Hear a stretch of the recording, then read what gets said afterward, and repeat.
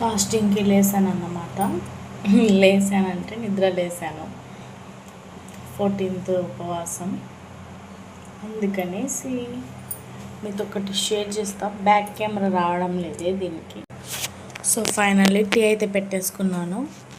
Night చూడండి ఎలా ఉందో, చీకటి. బయటికి వెళ్ళామనుకోండి అసలు ఎక్కడ ఏ దయ్యం నిలబడిందో అనిపిస్తుంటుంది. కానీ ఒక చిన్న ధైర్యం, ఈ నెలల్లో దయ్యాలా ఇంకేమన్నా ఉండేది అనేసి టీ ఎవరన్నా చేసిస్తే బాగుండు అనిపిస్తూ ఉంటుంది. కొత్త శారీ వేర్ చేస్తాను డే ఎలా ఉంది. అలాగే బ్లౌజ్ కుట్టించాను కానీ పర్ఫెక్ట్ ఉంది అని చెప్పారు హబ్బీ. అంటే ఇట్లా బ్యాక్ సైడ్ కనిపిస్తుంది కదా ఈ హ్యాండ్స్ వల్ల. కానీ నాకేదో తెలియని ఒక ఏదో ఫీల్ ఉంది ఈ బ్లౌజ్ వేసుకుంటే. ఎన్ని వేసుకున్నా అంతే, నాకు ఎందుకు బాడీకి సెట్. ఇది ఎట్లా ఉంది అసలు, ఇంత పెద్దగా పెట్టేసింది ఏదో నాకు సమ్ ప్రాబ్లమ్స్. ఆగండి టీ చూపిస్తా. టీ ఎవరన్నా చేసిస్తే బాగుండు అనిపిస్తుంది.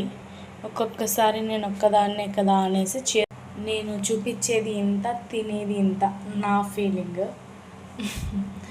ఇంకా తొందరగా లేయాలి అంటే బిర్యానీ కావాల్సిందే అనేసి బిర్యానీ తెప్పించుకున్నాను. హబ్బీ కూడా పాపం తెచ్చిచ్చారు. దాంట్లో ఆఫ్ తిన్నాను, ఆఫ్ ఉంది. ఇంత మార్నింగ్ తినబుద్ధి కాదా మరి ఎట్లనో.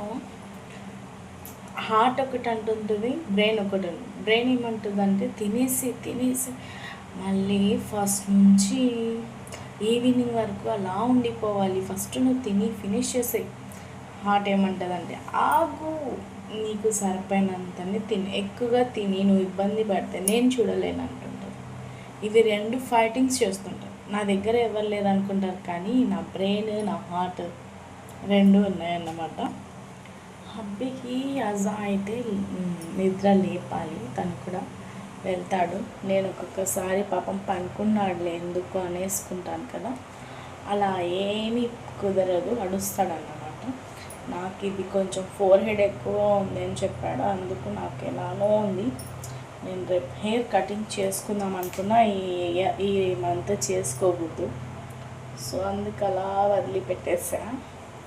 మీరేం చేస్తున్నారు 14th శారీ ఈ డే? నాకు కావాల్సిన వాళ్ళే చూస్తూ ఉంటారులే, కాకపోతే లైక్ కొట్టరు. వాళ్ళకి అదొక ఆనందం, నేను కూడా అడగను, నాకు ఒక ఆనందం. ఓకే, సో ఏదో చేయాలి అనిపించింది, చేసేసా. బాయ్.